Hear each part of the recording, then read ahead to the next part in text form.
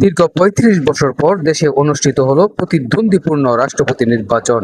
এলডিপির chairman colonel অবসরপ্রাপ্ত অলি আহমেদকে বিশাল ব্যবধানে হারিয়ে গণপ্রজাতন্ত্রী বাংলাদেশের ২৩তম রাষ্ট্রপতি নির্বাচিত হয়েছেন মির্জা ফখরুল ইসলাম আলমগীর। জাতীয় সংসদে ব্যালটের মাধ্যমে এই ভোট গ্রহণ অনুষ্ঠিত হয়েছে। জাতীয় সংসদের অধিবেশন কক্ষে ব্যালট বক্স স্থাপন করা হয়। একে একে সংসদ সদস্যরা সুশৃঙ্খলভাবে লাইনে দাঁড়িয়ে ভোট দিয়েছেন। প্রথমে ভারপ্রাপ্ত রাষ্ট্রপতি হাফিজউদ্দিন আহমেদ, ভারপ্রাপ্ত স্পিকার ব্যারিস্টার কায়সার কামাল এবং প্রধানমন্ত্রী তারেক রহমান ও প্রার্থী মির্জা ফখরুল ইসলাম আলমগীর ভোট দিয়েছেন। এজন্য দেশের রাজনৈতিক ইতিহাসে এক নতুন অধ্যায়। দীর্ঘ ৩.৫ দশক পর ব্যালট পেপারের মাধ্যমে দেশের সর্বোচ্চ অভিভাবক বেছে নিয়েছেন সংসদ সদস্যরা।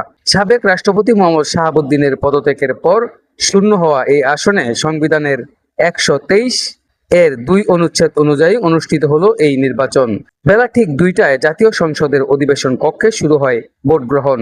বিকেল ৫টা পর্যন্ত চলা এই ভোট যুদ্ধে অংশ নেয় দেশের ৩৪৫ জন সংসদ সদস্য। বিকেল ৫টায় ভোট গ্রহণ শেষ হতেই শুরু হয় ভোট গণনা। প্রধান নির্বাচন কমিশনার এএমএম নাসির উদ্দিন আনুষ্ঠানিকভাবে ফলাফল ঘোষণা করেন।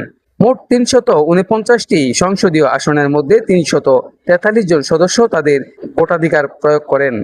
এর মধ্যে বিএনপির মনোনীত প্রার্থী মির্জা ফখরুল ইসলাম আলমগীর পান ২৫৫টি ভোট, আর তার একমাত্র প্রতিদ্বন্দ্বী ১১ দলীয় বিরোধী জোটের প্রার্থী কর্নেল অবসরপ্রাপ্ত অলি আহমেদ বীর বিক্রম পেয়েছেন ৮৮টি ভোট। ফলাফল ঘোষণার পরপরই নির্বাচন কমিশন সচিবালয় থেকে সরকারি গেজেট প্রকাশ করা হয়েছে। এদিকে নতুন রাষ্ট্রপতিকে বরণ করতে পুরোপুরি প্রস্তুত বঙ্গভবন।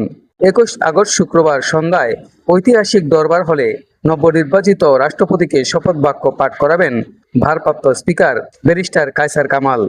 মহামান্য রাষ্ট্রপতির দায়িত্ব গ্রহণের সাথে সাথেই শূন্য হয়ে যাবে তার ঠাকুরগাঁও ১ সংসদীয় আসনটি। নতুন এক রাজনৈতিক আবহে দেশের ২৩তম অভিভাবকের হাত ধরে বাংলাদেশের গণতান্ত্রিক অগ্রযাত্রা আরও এক ধাপ এগিয়ে যাবে, এটাই প্রত্যাশা সাধারণ মানুষের।